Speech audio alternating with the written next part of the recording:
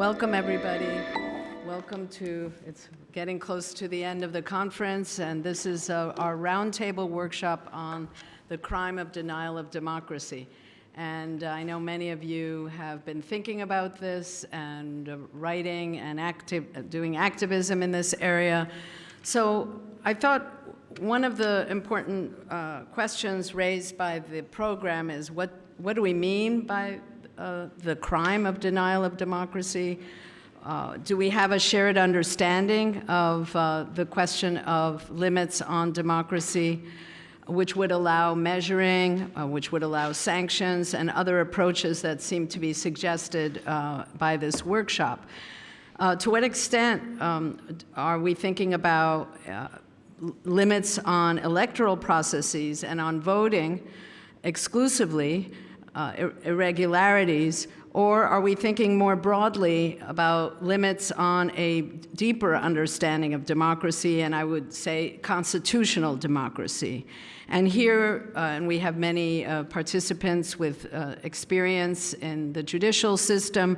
One might think about the attempts to limit the judiciary, and even broader, limits on citizens, limits on activism by citizens, political assembly, expression, freedom of speech, and even access to social media. And I know that that has been a question here in our conference.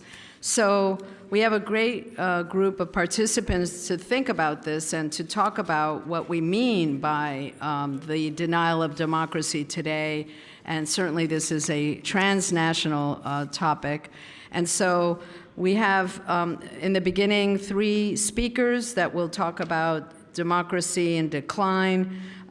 We were going to start with Jeffrey, but I think we'll start instead with democracy in Hungary and East Europe, Judge András Baka, and then following his intervention, we will have another former justice, democracy in South Africa, Justice Albie Sachs, and then a former judge in the German system, Dr. Andreas Paulos. If participants could introduce themselves, 1 or 2 sentences for our audience, and tell us your connection to the context that we're talking about here and to the themes of the limits on democracy. So why don't we start with that first group, Dr. Baka, Andreas Baka, if you could get us going, yeah. Well, thank you very much for giving me the floor, and also I would like to say that this is a privilege for me to be able to talk about this topic. So I was a little bit hesitant. What does it mean, a crime of denial democracy? Because denial of democracy has different stages. Denial of democracy has an aggressive meaning when denial is very harsh, oppressing any opposition. And then the denial of democracy is also can be a step-by-step process, a slow process, taking over democratic institutions by one party and after another step, blocking the judiciary. Is it a crime? Is it a crime, or is it just a denial? It is a denial of democracy when it reaches the stage of being qualified as a crime. And of course, it has to be clarified during the discussion. I would use instead the practice of abandoning democracy. It covers better the Hungarian and Eastern European situation. I'm not talking about Russia and Belarus, but I'm talking about Poland, Czech Republic, Slovakia, Hungary, and Romania. I think I can use the term here the practice of abandoning democracy. And probably you know very well that Hungary went too far abandoning democracy during the recent year. So what is common? We have very different countries here. We have certain common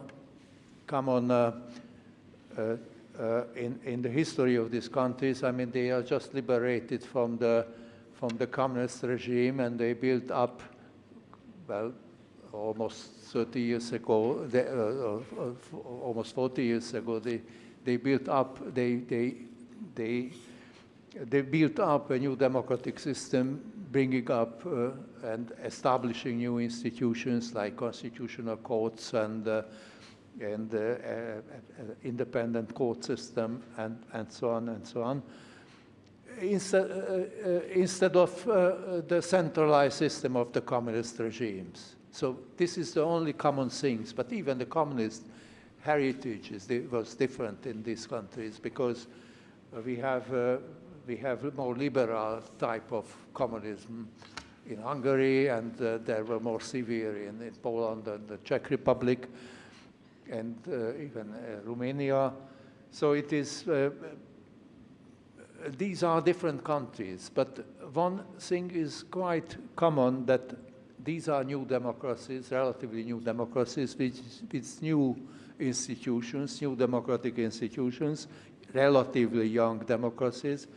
Constitutions were, even if the constitutions were rewritten, the older political habits and the non-democratic reflexes often survived in the minds of both the elites and the people. So that's why I would say that these systems can be more vulnerable when democratic safeguards begin to weaken. The democratic culture takes longer to consolidate. When political pressure increases, the shift toward non-democratic automatism can occur more easily than in long-standing established constitutional systems. Well, I wrote that down, but is it true? If you take a look at what's happening in the US, I mean, strong democratic tradition, strong institutions, and everything happens almost overnight, by extreme rapidity. So it is not absolutely, I'm not blaming the weakness of the institutions in these countries, because even established democracies are facing with the same situation, that the ruling forces, the governments, are abandoning democracies and building up something which is different, violating the balance of powers, and undermine the democratic principles. It is also a difficult question what does it mean, dictatorship? When do dictatorship actually emerge? Dictatorship is not defined only by the absence of elections or the presence of open repression. Modern political science often describes it as a system in which genuine political competition disappears, checks and balances cease to function, and power becomes concentrated in the hands of a single leader or ruling group without effective legal accountability. The transformation may be gradual, and for a long time institutions may retain democratic names while at the same time losing democratic substance. Is there a dictatorship in Eastern Europe today? Opinions differ, and terminology is often contested. Probably more accurate to say, to speak about autocracies. in the Hungarian literature, the state is often described as a mafia state, referring to the captured state institutions and to the extreme high level of corruption.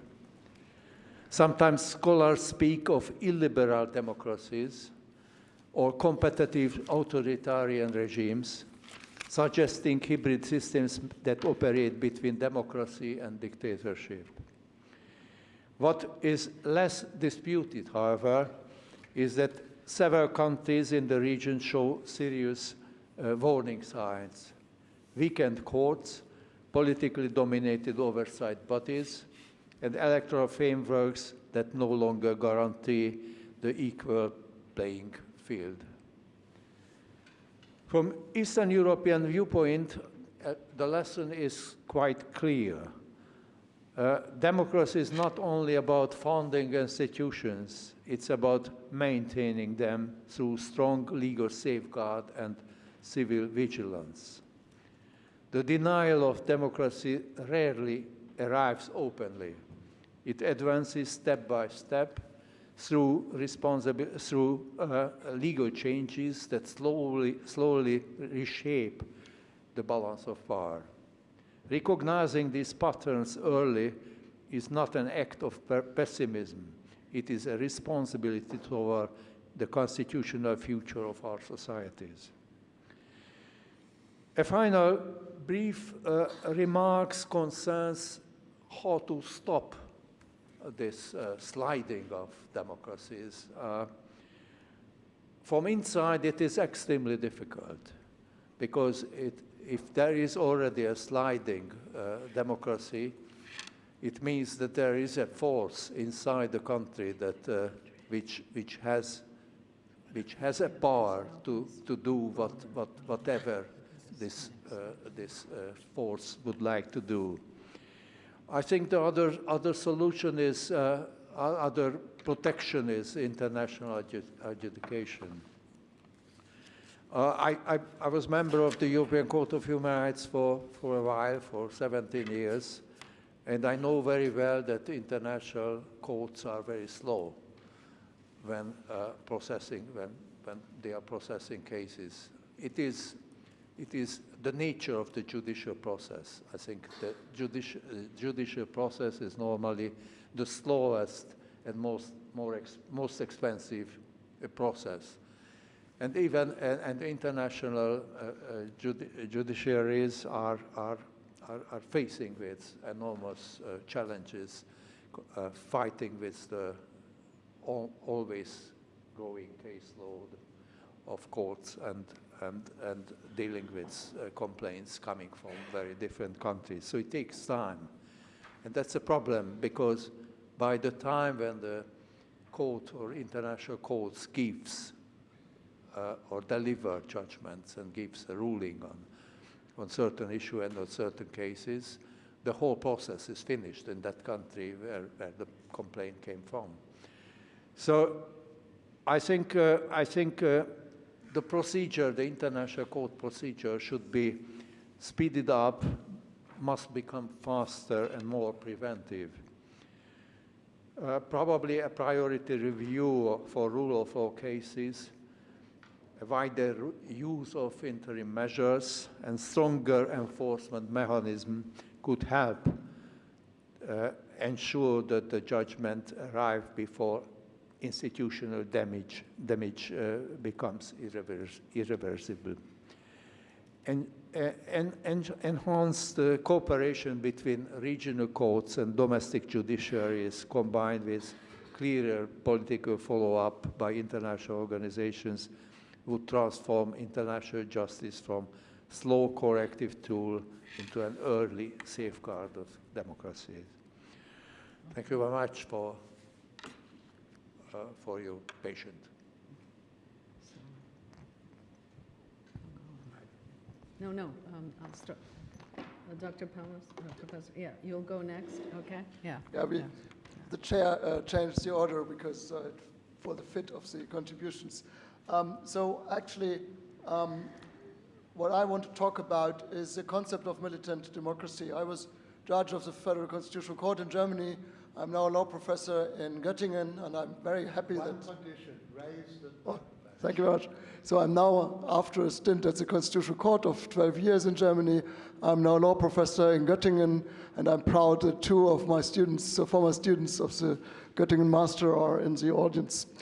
I'm going to speak on militant democracy, which in fact is a concept which also tries to do what my dear colleague Bakker has just pointed out, that we have to find an effective way of defending democracy against the recent rise of autocracies. And maybe we should take into account or realize that democracy is certainly not the tyranny of the majority, as John Adams put it, former US president, or it is not the government of the minority by the majority. That's what the former German Chancellor Konrad Adenauer emphasized, but it is a collective self-government of the people. And that means that also the minority is part of the people, which is self-governing itself, which is self-governing, participation in self-government. So it's not undemocratic to find solutions how to ensure that before a decision is taken by the majority, every viewpoint can be heard, almost every viewpoint can be heard.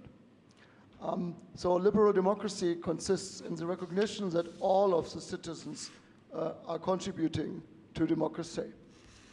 And even those who are non-citizens have a basic human dignity which needs to be taken into account by the majority and protected by the majority. The problem with democracies, of course, is that the openness of the democratic process can be used for abolishing it. No one else than Joseph Goebbels pointed this out. But that led to the theory of militant democracy. Fugitives from Nazi Germany, in particular Karl Löwenstein, founded this theory in the 1930s. The idea is not so much militancy in the meaning police forces or things, but means that democracy must be defended against its enemies in a sort of forward defense. And we should not wait until its pillars are already crumbling. The German constitution in some ways reflects these ideas. First of all, by starting not with democracy or the state, but with human dignity as an absolute limit of the exercise of public power whatsoever. There are other more concrete means. Parties can be prohibited when they are abusing, with a kind of militant spirit, the free and democratic order. According to a judgment of the Constitutional Court, a minor measure in that direction is to abolish public party financing of parties which are not powerful enough to really endanger democracy, but which should not be financed by the state for ideas which are aiming to abolishing the state, the democratic state. A minor form of the prohibition of political parties is a prohibition of associations, not only those directed against criminal law, but also those who direct themselves against the free and democratic order of the democratic state, or which have the goal of undermining the understanding between peoples and nations. Finally, some individuals who have shown to be a danger to democracy can also see their fundamental rights limited, but only by the Federal Constitutional Court. And here we get into the problems that courts are slow, and of course, due process and fair trials need time. Prohibition of parties has shown to be a double-edged sword. Either the party is so small that it is not a real danger to democracy, and then we should not prohibit it. Or it has become so powerful already. In Germany, for instance, there's a party which has now 25% of the vote, that prohibiting it would really be seen as an undemocratic act.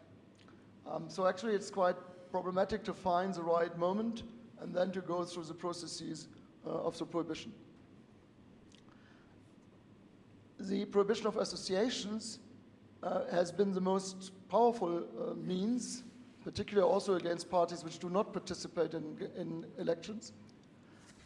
But a recent decision by the Federal Administrative Court has shown that it is quite difficult to get courts to agree that democracy requires, in a preventive fashion, to limit the participation of the freedom of association before actually the danger has materialized. Finally, limitation of individual rights is problematic because actually these are individual rights, and also because the regulation does not include their participation in elections and being a candidate for elections. So what can you do when you see these problems in actually getting an effective defense of democracy? Well, you can, of course, do a little bit of legislative tinkering, of changes, of modifying some of these instruments. You could, for instance, provide for a more local possibility of the prohibition of political parties in the aim of influencing the party to moderate. Whether that works, we didn't try, so I can't tell you.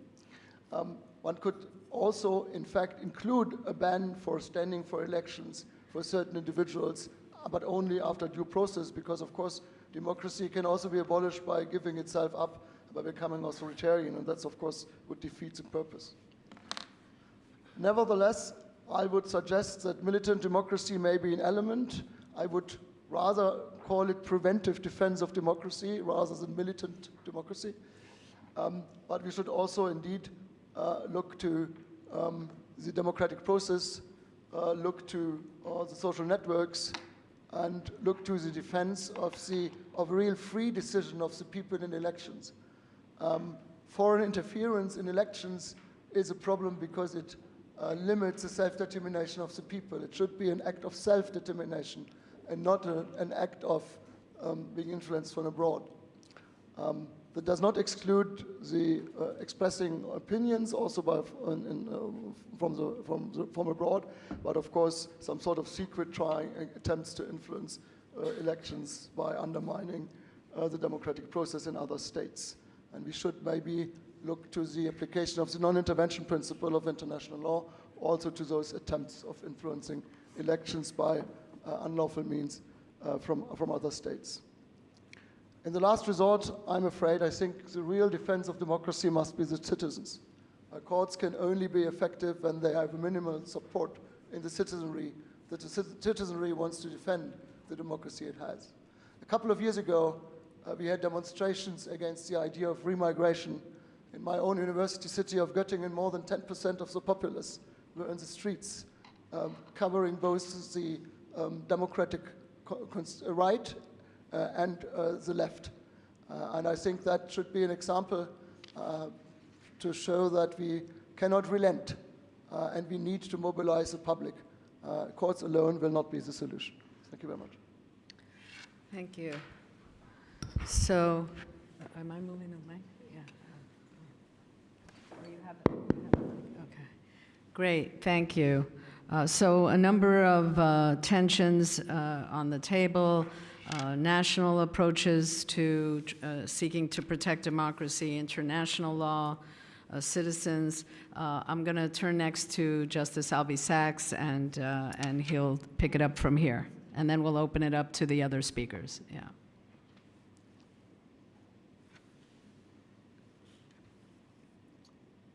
I'm going to make two apparently contradictory statements. Our democracy in South Africa is flourishing.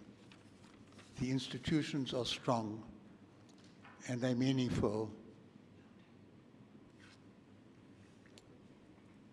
And the huge problems of our country are not being solved. And there's an apparent tension between the two, which to some extent represents a threat, second to the first. But I think the strength is worth noting. They say the first will be the last will be the first. We were the last, and we were able to benefit from experiences all over the world.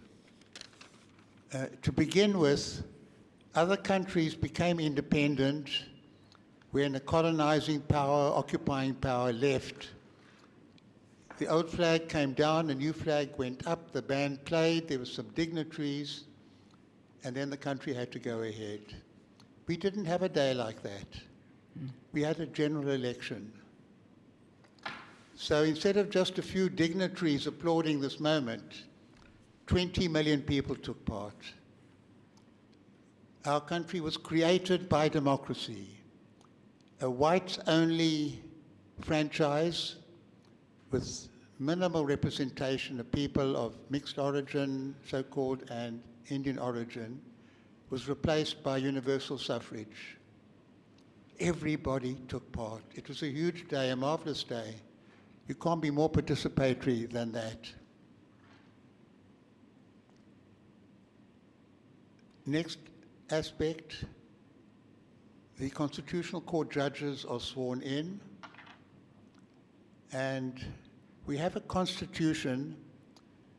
The first 30 or 40 clauses deal with values.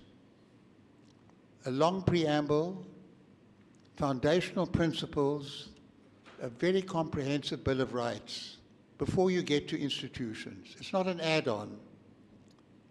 And that was the huge anti-apartheid, anti-cruelty to human beings, anti-suppression of rights and freedoms opening. Whoever gets hold of the reins of power and government and so on has to wade through that jungle, if you like, of fundamental rights. Another feature of our Constitution is what we call Chapter 9, Institutions for the Protection of Democracy. I think that's something worth following all over the world. The Judicial Service Commission. There's special procedures for appointing the members of that commission to guarantee their independence. Parliament appoints them. The Independent Electoral Commission, that's got to be independent. It's got to function openly. It's got to have a budget. Absolutely vital.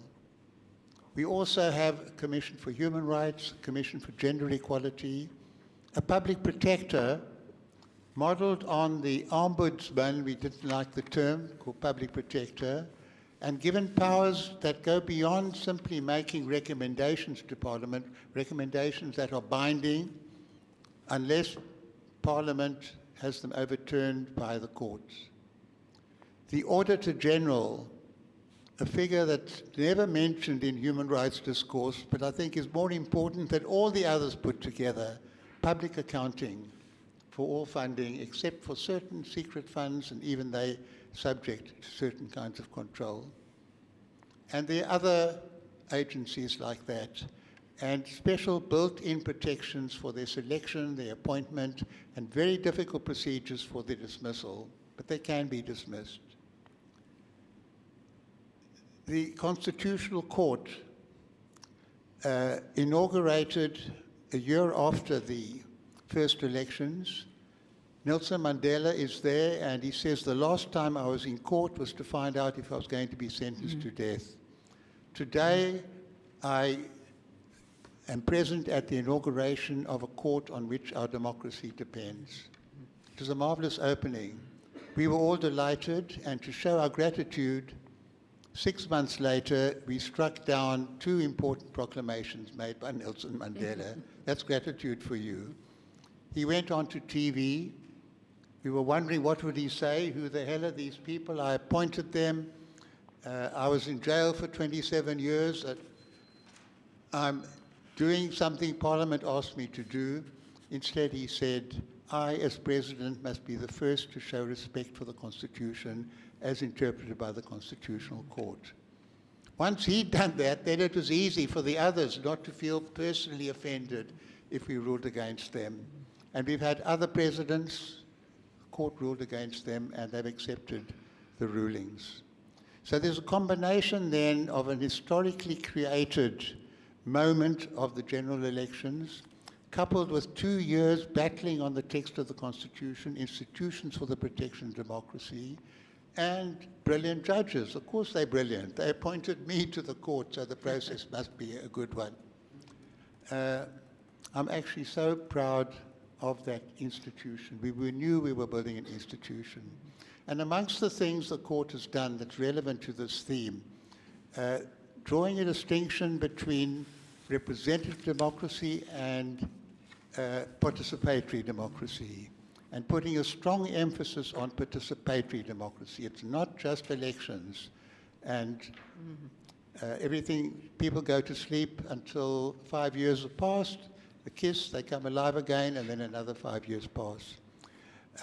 We've had creative jurisprudence when corruption and state capture were threatening everything, and appointments were being made that just seemed to be promoting state capture.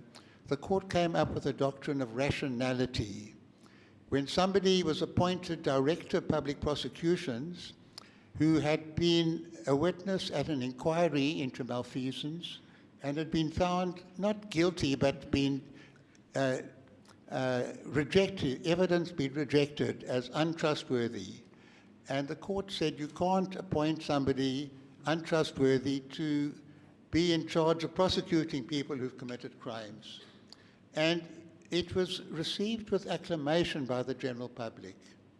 It's not the judges overreaching themselves, the judges responding to what seemed to be an attempt by the then president to make it easier for criminality against the Constitution to proceed. There have been other matters like that, and I'm doing a little bit of a pro bono for our Constitutional Court, and I do that partly with pride to say Africa is not just a continent waiting for help and assistance and aid from outside. Africa produces great comedians and great judges and great lawyers. After a lot of thought has gone into all that. The countries in Africa generally, I don't claim to be an expert on Africa. Sometimes I think a certain president spoke about Africa as though it was a country. So we even have a very critical, wonderful, radical journal called Africa, a Country. There's a lot of vitality on the continent, an enormous amount of critical debate and discussion, argument, but also a lot of sadness. Institutions are not surviving. There have been army coups after years, a couple of decades of army coups which were ruinous for the continent in every way. Parliamentary democracy took over, and now there's such discontent with the failure of government to respond to ordinary needs of ordinary people. Dynasties taking over and so on. Young army officers are taking over. They're not cruel regimes. They're not torturing and killing and massacring, but it's a big setback. Some means has to be found for democracy to be associated with response, accountability, working together with the people. That hasn't been the case. There are some countries, not just South Africa, that do have free, fair, regular elections and changes of government. Namibia is one where there could be changes of government. The elections are free and fair. Botswana, very close to us, small country, changes of government. Mauritius, and somebody was just telling me today he loves going to Ghana, and since 1919 they've had regular changes of government responding to the elections, and he just says he feels so free there. He can move around freely day and night everywhere. It's a lovely country to be in. I'm sure there are other countries as well in Africa where the same can be said. But by and large, the flag of democracy has been associated almost solely with elections. And that puts elections under enormous stress. And then people control elections and they rig elections, and it makes democracy itself fall into disrepute because it's seen in a very, very cynical way. A very positive, and I'm going to end with this example of resistance to that, was in Kenya after about 10, 15 years ago, there was a public resistance to the election results as announced. And people were saying, we even saw on television how they had rigged the figures and stolen the figures. Why didn't you go to court? Why? Because the courts were captured. They weren't even captured. They volunteered to side with the elite and twisted the law enormously. And there was massive popular resistance, and universities played a big role, the legal profession played a big role, and eventually they got a new constitution that gave the Supreme Court very strong powers, that set out a comprehensive Bill of Rights, and established a Judicial Service Commission as well. And it produced immediate changes. It got rid of the torture, the violence, the cronyism. There's still great problems there. Young people are going out into the streets and challenging the elections. But it's an example of people taking initiatives to ensure that democracy isn't just a paper kind of presentation and some kind of vote counting every now and then. It's something that really is meaningful. There are lots of great Democrats in Africa, people who feel it. They feel it in their culture, their bones. And maybe if I can have a final word, we have a term in South Africa, it's called Ubuntu. I am a person because you're a person. I can't separate my humanity from acknowledging your humanity. It's a profound cultural resource, very deep in African society, that's of value not only to African society. We, people coming from a different, more competitive, more isolated, more competitive society can benefit from taking up those values. But it does make it easier for the theme of a Bill of Rights and fundamental rights and human interdependence and the whole project of constitutionalism to be seen as not something being imposed from outside, but something that connects up with in a very organic way with profound, deep African values. And I suspect all parts of the world have similar cultural phenomena that haven't been entirely destroyed by the market, by commercialization of everything, and the intensely combative and get on with myself and bugger the world kind of attitudes that it seems right-wing populists are engaging in and indulging in. Thank you so much, Justice Albie Sachs. So a number of threads. We heard about dignity as one of the values, and Ubuntu, kind of interesting themes there. And one might interject humanities law, something that's come out of more recent decade of international rulings. So these are out there perhaps as resources. Who would like, perhaps one of the other speakers would like to pick up on either the question of the meaning of democracy, if we're talking about erosion, you know, this kind of more layered constitutional democracy, and also approaches by civil society and other actors. So perhaps you would like to begin, and if you could please say your name, and I realize I neglected that. I'm Ruti Taitel, and have been a scholar of transitional justice, and have, you know, in that context, have certainly admired the developments referenced in terms of the transitional constitutionalism in South Africa that were just mentioned. Of course, there is a theme here that might well be challenging to democratic party formation, that Ubuntu imagines connections, and so it may well be not always, it may be in tension sometimes with different party, which is something that I gather in South Africa is an issue, but we could talk more about that later. Yeah, yes, please continue. Yeah. My name is Alexandru Muraru. I'm a member of the Romanian Parliament.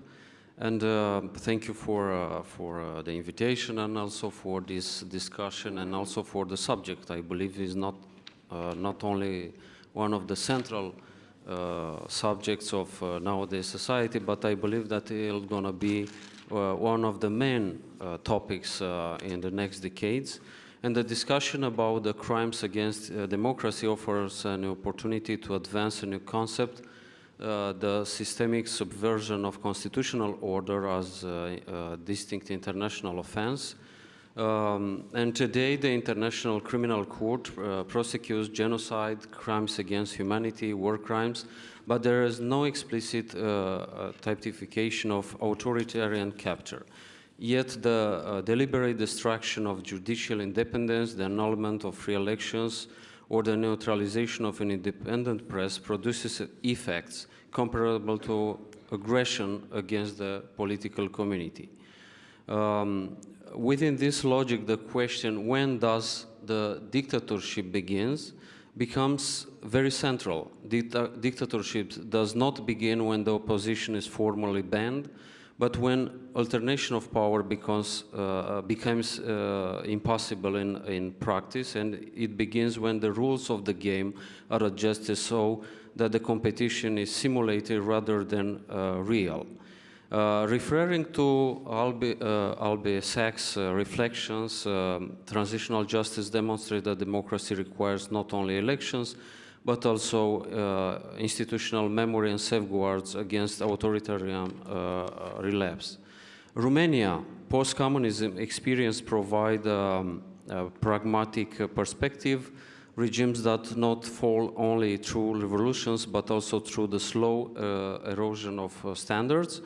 And I want to briefly refer to the Romanian case, which must be presented as an example of an extreme decision taken in an extreme context.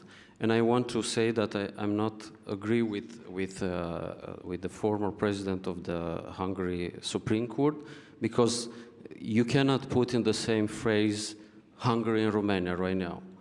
So the annulment of the presidential elections, which took in December of 2024, and I believe this is the only case in the European Union in the half of the century, was not a political gesture, but a last resort measure in a situation where the whole integrity of the electoral process had been gravely affected by external interference and illegal financing. So we are talking about a country conquered 12 times in 150 years by Russia, and the mechanism used in 2024 was sophisticated and exploit gray areas in digital regulation. So pro-Russian propaganda did not appear through official messages or diplomatic channels, but through a vast coordinated network of social media accounts, especially on TikTok. So we're talking about a vast and massive operation. It was not a classic, it was a visible campaign, but a parallel campaign built through micro-targeting viral content. So the Constitutional Court decided, based on secret services and intelligent detailed reports, to annul the first round of elections, because they consider, and the conclusion after that, in a couple of weeks after that, had been argued and strengthened by French intelligence services, by UK intelligence services. So an external actor also frauded elections through the whole phases of the process. So parallel investigations uncovered undeclared financing and opaque funding sources used to illegally promote a pro-Russian candidate. Right now, this candidate is on the court under 6 files, different 6 files, with more than 25 years possible in prison. One of that is referring to an coup d'état orchestrated and prepared during the days of the elections. So sums involved amounted to millions of euros channeled indirectly, including payments to online promotion networks and intermediaries. So the core issue was not merely financial violations, but the alteration of the informational balance of the elections. When a candidate benefits from an illegally founded digital machinery, and we are talking a vast operation, not by some let's say, isolated cases, amplified through external interferences, we are no longer dealing with democratic competition, but deliberate manipulation of electoral will. So the annulment decision was taken under constitutional authority, guaranteeing free and fair elections. It was an exceptional measure, precisely because the democratic standard is validation, not invalidation. But when the outcome is structurally affected by fraud and foreign interference, validation would have meant legitimizing the distortion.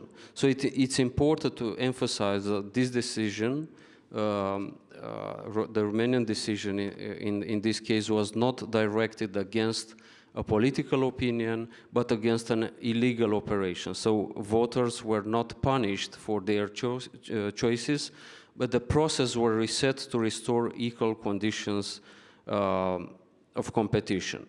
And Romania's case, and this is my conclusion, offers a hard lesson for all democracies. The traditional electoral oversight institutions are not sufficient if they fail to understand and monitor digital infrastructure. External interferences and cover financing can distort elections without touching ballot boxes. Democratic integrity means not only correct vote counting, but also the fairness of the informational ecosystem in which the vote is formed.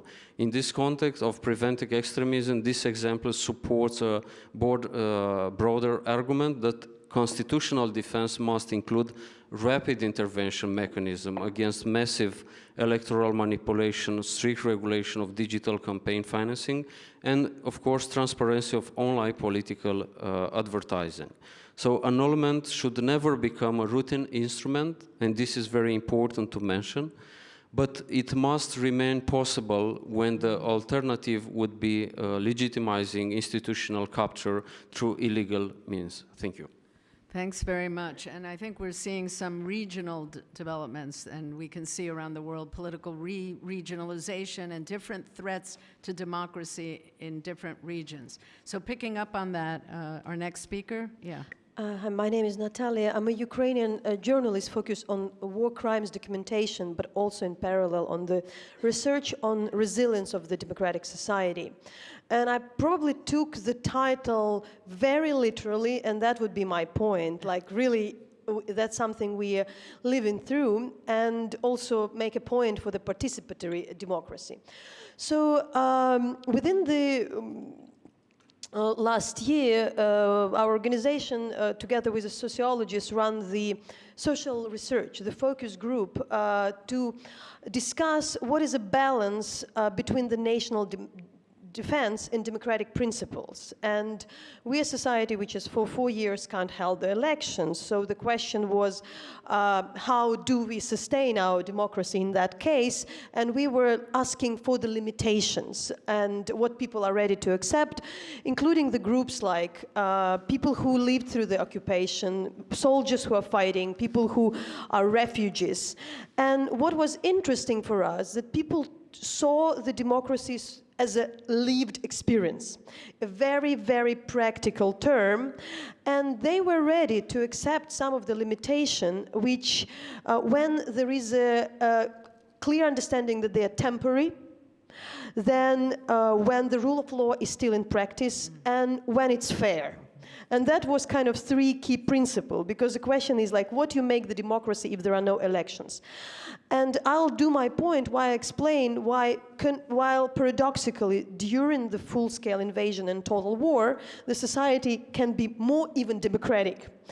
But I'll return to the theme of the crime of the denial of democracy, because I argue that in case of Ukraine, as in case of Taiwan, for instance, we are attacked in particularly because it's a democratic society, because the mere presence of a democratic country in a particular place is kind of an example and shows example for the other countries.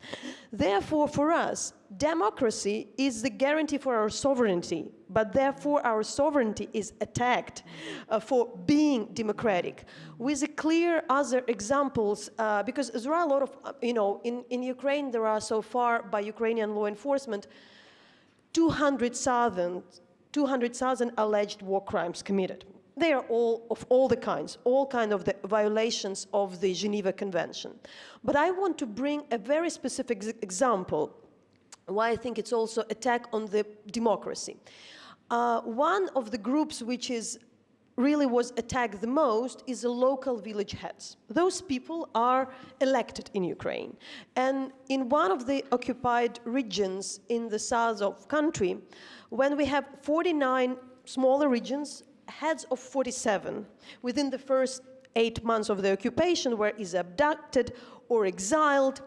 And what was interesting, because I read through the testimonies of the survivors, that there was this clash, that the soldiers who were torturing them couldn't really understand that they are not following the order. They thought that if they would break this guy, he's just following the order of the president, of the security apparatus.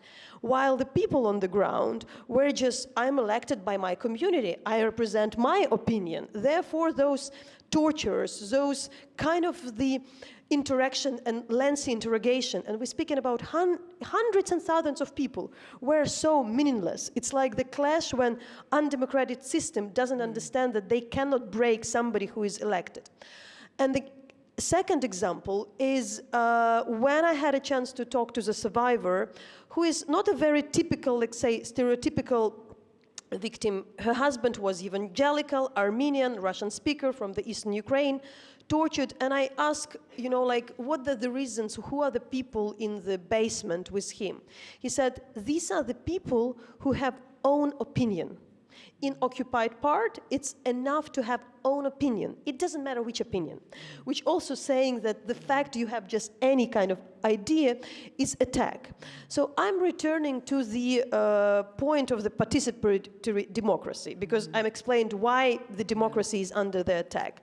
But my point is that through quite a few interaction, we had a town hall meetings, we make the social groups, we really do polling during the protests which are taking place. We understood that people really, demand their rights more than they used to do that, even prior to the war. And the question was why, for me.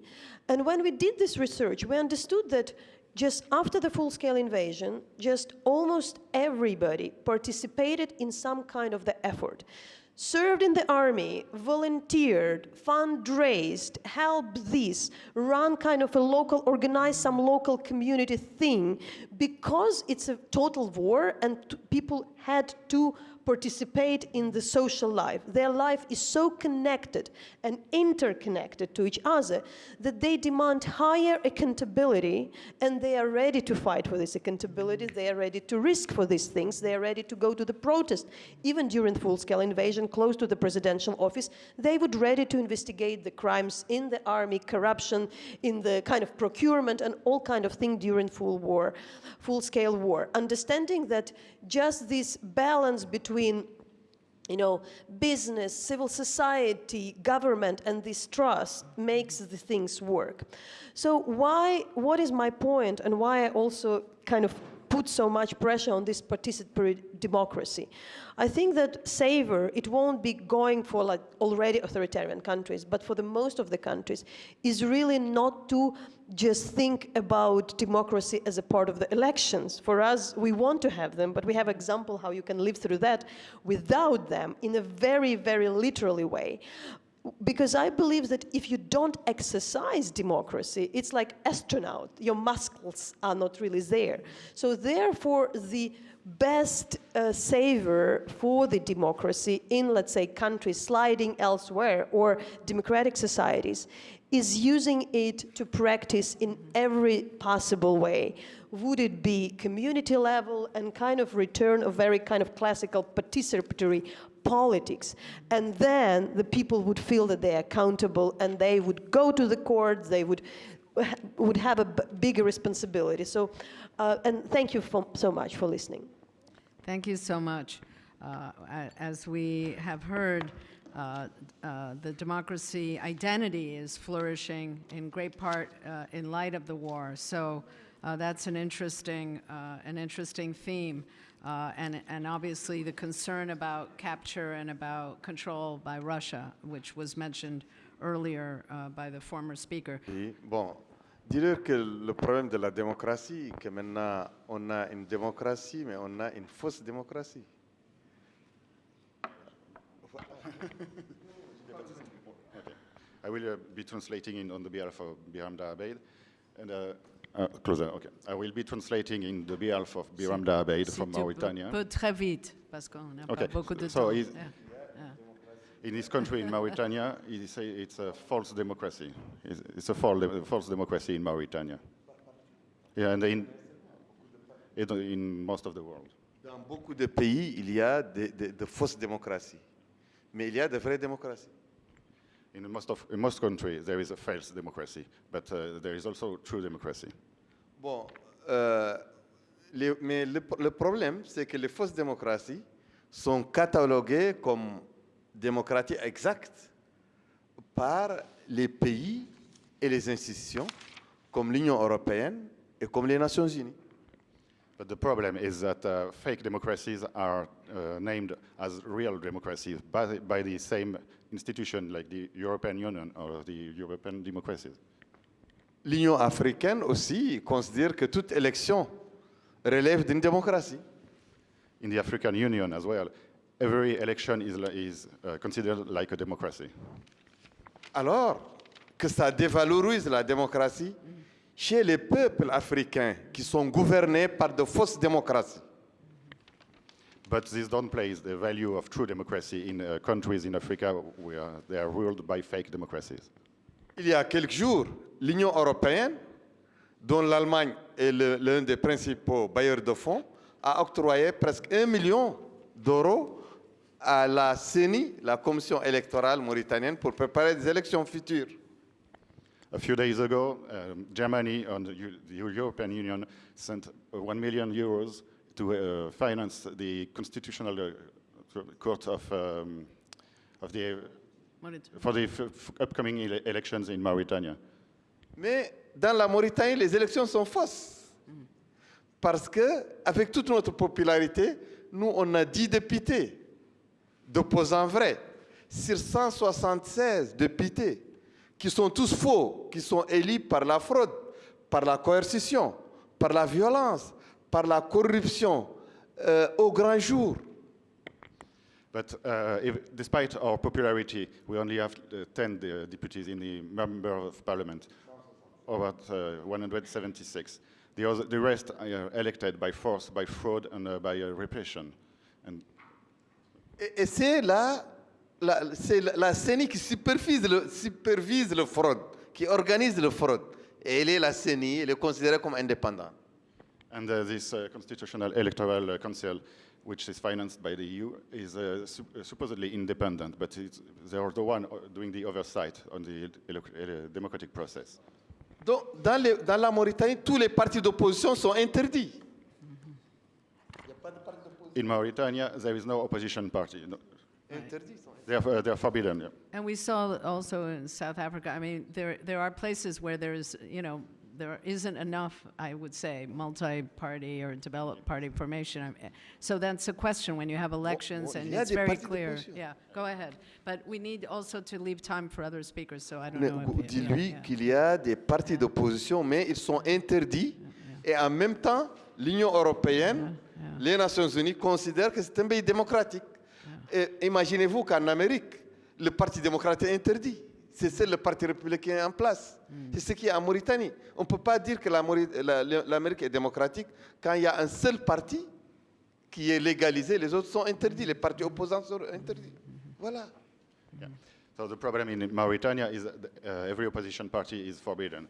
Even so, is the UN consider Mauritania as a democracy. We cannot say like if the United States, the Democratic Party would be forbidden, only one party, it's not a democracy. Yeah, I understand. Bon, excuse-moi, une minute, madame. Un minute, One minute. et on continue. Bon, Oui. une minute. Bon, moi, par exemple, je suis le fondateur avec des amis du parti le plus fort en Mauritanie. Mais il est interdit depuis 20 ans. Il y a un seul parti au pouvoir qui est légalisé. Donc imaginez-vous que vous, ici en Europe, en Allemagne, en France, en Amérique, au Canada, il n'y a qu'un seul parti qui est légalisé. Les autres, on les emprisonne et on les tue. On les tue même, on les fusille.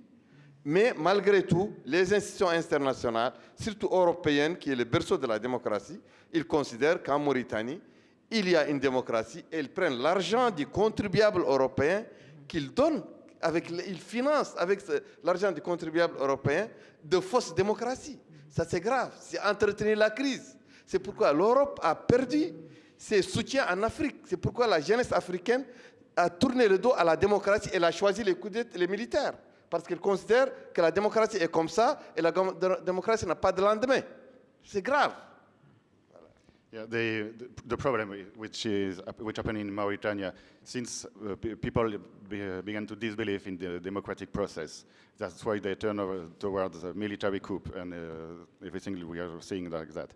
The birthplace of democracy, that is the Europe, is funding this council of electoral council, which is not independent, which is it all creates this disbelief of democracy and this the lack of will to find support in the democratic process. He's the founder of a party that for the last 20 years that have been forbidden. His friends are sent to jail, some are killed. There's no way we can say this is a true democracy. But still, the European Union say it is. Thank you. And obviously we need a thicker, more robust understanding of democracy than just formal elections. That's certainly the takeaway. And so next, Zakia? Yeah, yes. Thank you very much. My name is Zahra Joya. I am a journalist and the editor-in-chief of Rukhshana Media, is a news media outlet working on Afghan women issues. I am from Afghanistan, obviously. So I am going to make 2 points. First of all, about the definition of crime against democracy. Obviously, it's very clear, and in any systematic violation of free and fair election and freedom of speech and media and weakening and controlling the independent justice system and ignoring the rule of law is all crimes against democracy. The second thing, I came from a very different background, I think. I came from a country that 5 years ago, the democracy collapsed. It failed, and it ashamed all of us as the defenders of democracy and democratic values. But I have to mention, the democracy collapsed and the system of politics and the framework of politicians. But honestly, democracy and the democratic values are really rooted to our society. Democracy opened its way to our houses in Afghanistan. And in every house, in the many parts of Afghanistan, now we have democracy, and we are practicing democracy. I think from my perspective, when we speak about democracy, we should use the real experience of people as our main measure. Obviously, not as a theoretical views, because we have hundreds and thousands of wonderful books and written documents that offer beautiful and ideal definition of democracy, but in practice, we have seen that that these ideals are not always fully achievement. So when we have, we defined many red lines to protect democracy and rule of laws, but unfortunately, in every country, in every part of the world, when dictatorships grows, when the rule of law is ignored, I think we have been crossed these red lines, and we are losing our path and our control in terms of protection of democracy. So I can't be more agree with our Ukrainian colleagues, journalists, that when we protect about democracy, we need obviously work with the forces, real forces on the societies. Otherwise, without people inside the societies, we will not be able to protect democracy. And obviously, the leaders of policy makers, the politician leaders, they are not accountable for what they are doing inside of their countries and what they are doing beyond of the borders of their countries. So when my point is that we must work to strengthen the independent justice system to protect democracy. We must limit the immunity of those who have committed serious crimes against humanity. We must support independent courts and create an investigation mechanism with real enforcement of power. And our effort should not be limited to holding conferences. So we have a lots of laws and principles that needed to be updated. And this is, I think, our next steps for protection of democracy. Thank you very much. Thank you so much, Zara. And you underlined the importance of several themes: participatory democracy, as Justice Albie-Sachs referenced, lived democracy, and that ideas of formal elections and so on without genuine investigations of the nature of elections, of exclusion of entire parts of the population, that this requires rule of law and accountability and some other way to enforce the conditions for participatory democracy. So on that note, I want to turn to Yossi Beilin, and perhaps he can describe some of the challenges that the Israeli democracy has had of late, and perhaps some of the approaches taken that might lead us in a good direction. Thank you very much. My name is Yossi Beilin, and I'm a former Minister of Justice in Israel. I'm not sure that the idea of a crime against democracy is the right thing to do. It's a universal crime.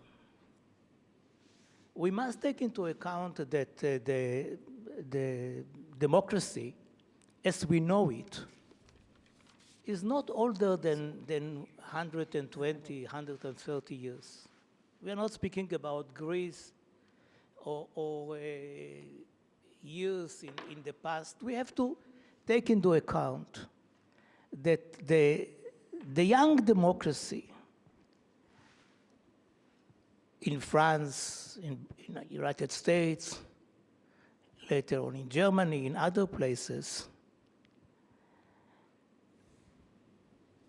created such awful developments that we cannot already now say that we found the best way to live together. don't take me wrong. I mean, I'm ready to fight and to die for democracy.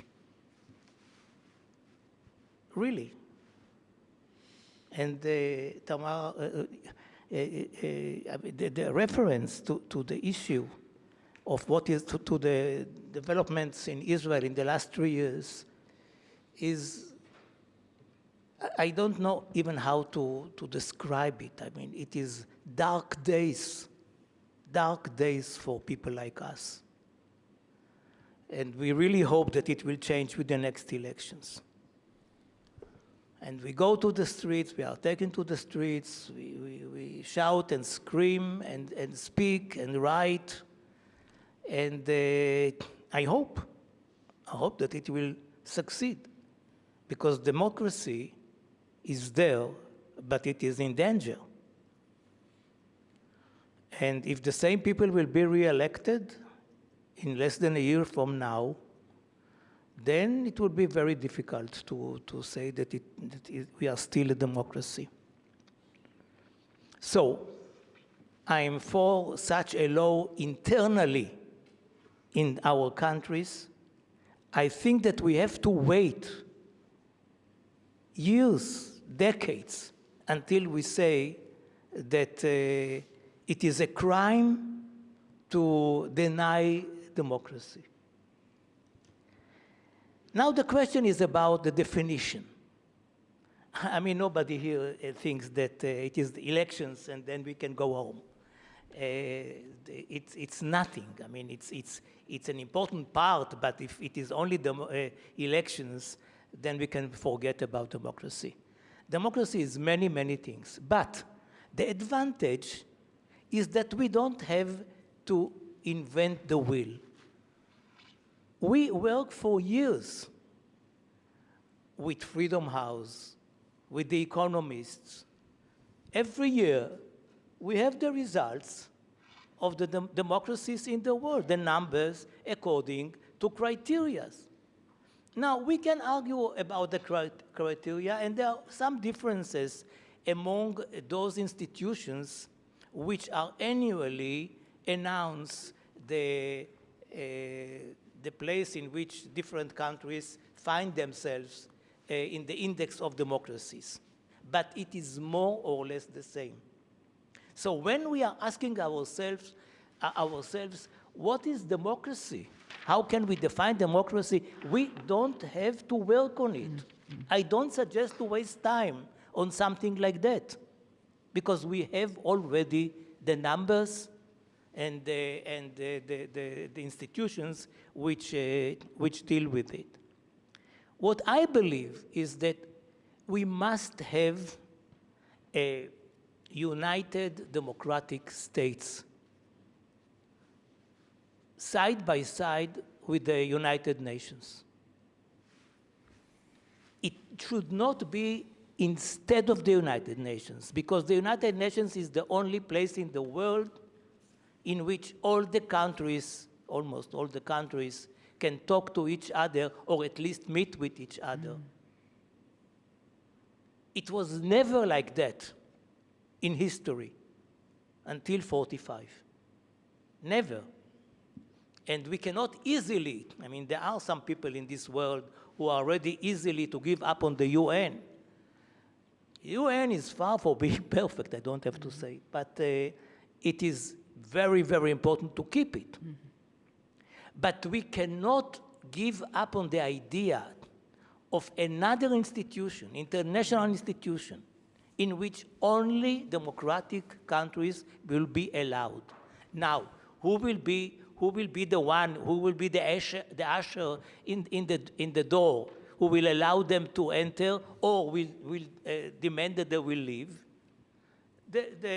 These organizations which are already having the indexes.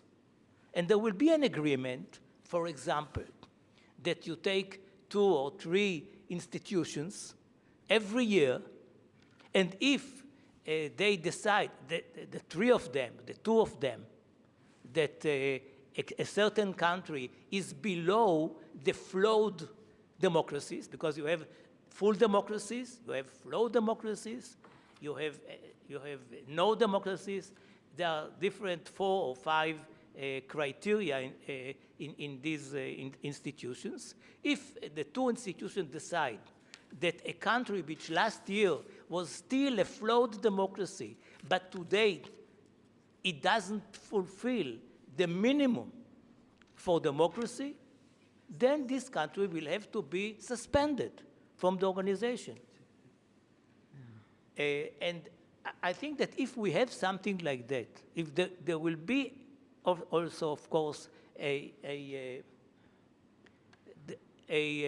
budget for such a institution, and I believe that it should not be too difficult, then I think that we can fight for democracy without naming the denial of democracy a crime, and again add another function to the international justice organizations. They have enough on their plates, and it is not easy what they have there.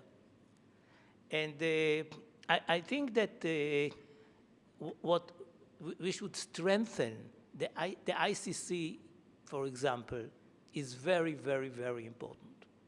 Very, very, very important because it refers to people, it refers to head of states. The court is rightly so very careful when it deals with heads of states. It's not easy to say, hey, you go out of your country and come to us to a trial. But this option should be there.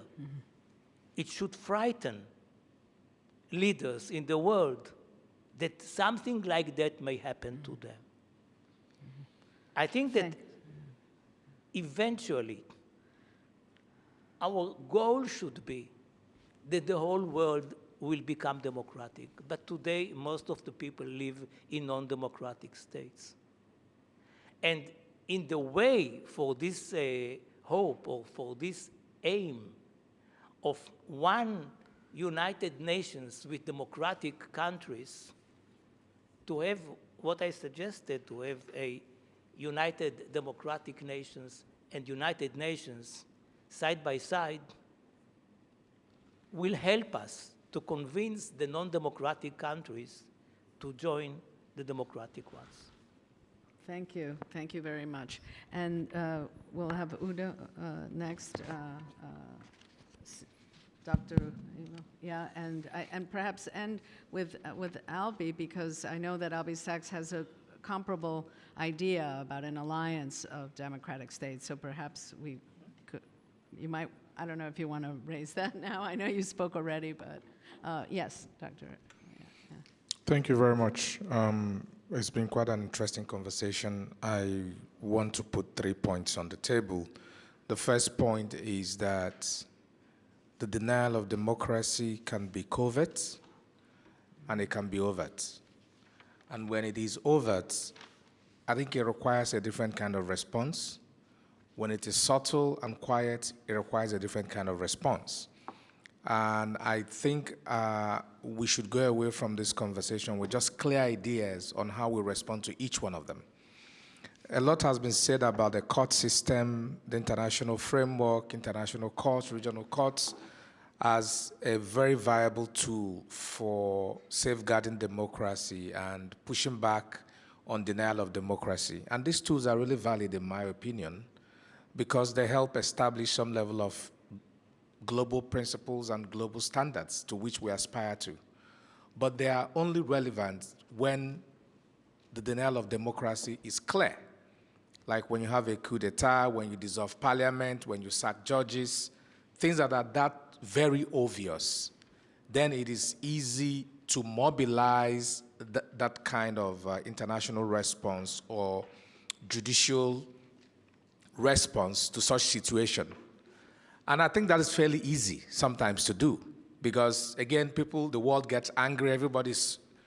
But the one that is more insidious and dangerous is the one that happens in the shadow, which is the main problem that we have. But because by the time we realize it, the courts are incapable of helping you.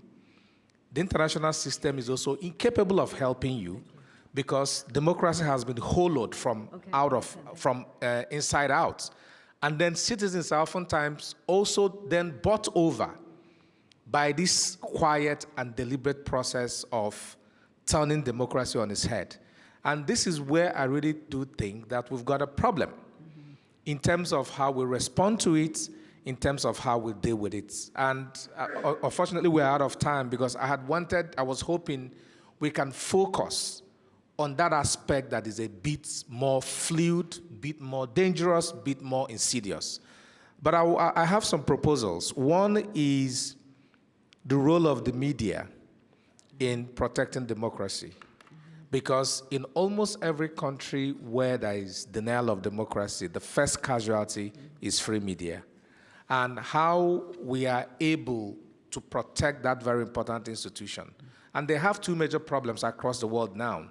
They are contending with social media, and they don't have money to run the operations. And so it is very easy for governments to co-opt them and get them to do their bidding and support their insidious agenda in undermining democracy. And finding ways to support the media, creating some level of global solidarity to support them financially, technologically, in my view, is really, really important in protecting democracy. The second one is that there's a reason why a lot of leaders are behaving badly. Because prior to this time, they were not. But now we've got almost every country the same story. You know, people want to be autocratic and all of that. Because democracy is also built on some unwritten principles of restraint, that people who have power do not expend it to its ultimate limit.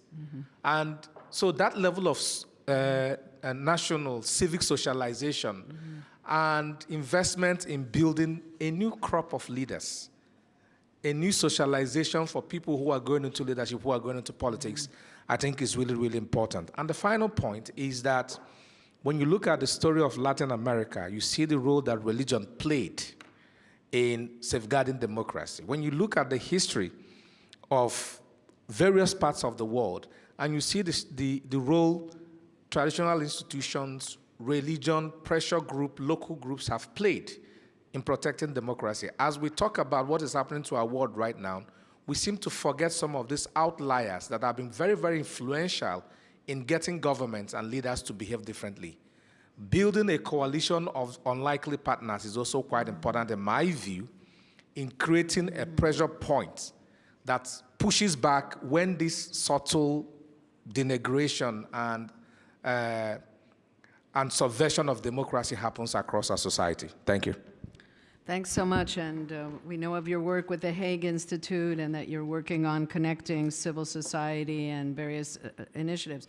Just on the religion point, I just can't help adding that some countries were lucky and had liberation theology, but in Latin America there was also Opus Dei in Argentina, and confessions to those bishops and to those priests went straight to the military police. So religion can play a mixed role in all of these, and I'm sure in different countries you may have similar stories. So it really matters what the leadership is and the value system. So what we're hearing towards the end is different ideas of whether united democratic states, as Yossi Belan talked about, or alliances, perhaps Albi can get into that, or socialization, that these can play a role, let's say, in creating other clubs or groups that can perform a socialization role and perform some checks and balances that may not be operating actively. And of course, Dr. Biram talked about how the EU could have played that role. So we see that there are clubs that are not functioning, that ought to be functioning, and therefore it's an argument for creating other groups, formations perhaps, or strengthening the ones, we talked about the ICC, this idea of the importance of socialization,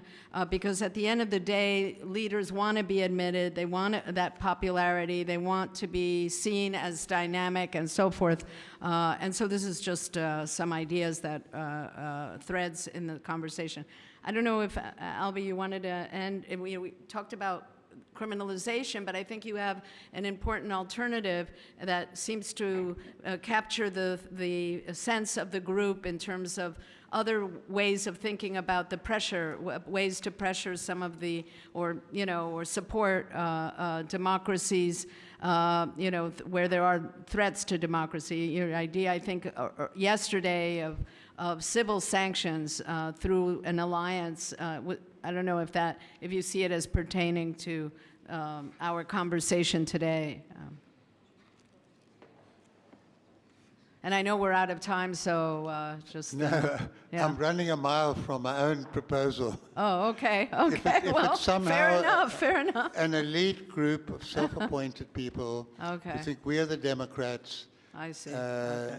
Given our history, Okay. it tends to take on certain racial dimensions, geographical dimensions. We worked so hard to establish universalism. Mm-hmm. In that sense, the United Nations isn't just a nice body to have and do our best with it. I don't think it should be bypassed and undermined. That doesn't prevent regional arrangements that can be very, very important. International law's got to be international law and not just group law. My proposal yesterday was to have sanctions for despotic leaders who don't submit to the international tribunals. Willing countries then can agree, we're not going to allow them to come to our country, we're not going to allow them to invest in our country, and if they come here, we might even put them on trial for war crimes. But if that's going to lead to a new division of the world into the goodies and the baddies, I'll be totally against that. So Albie is repudiating Albie. Well, that's really a reflective and important thought, and I guess leaves us with more to think about for the future. So, so many people here are leading committed lives where they are, as civil society actors and judicial actors, on the front lines of these issues every day. So join me in thanking them and thanking the team that helped us organize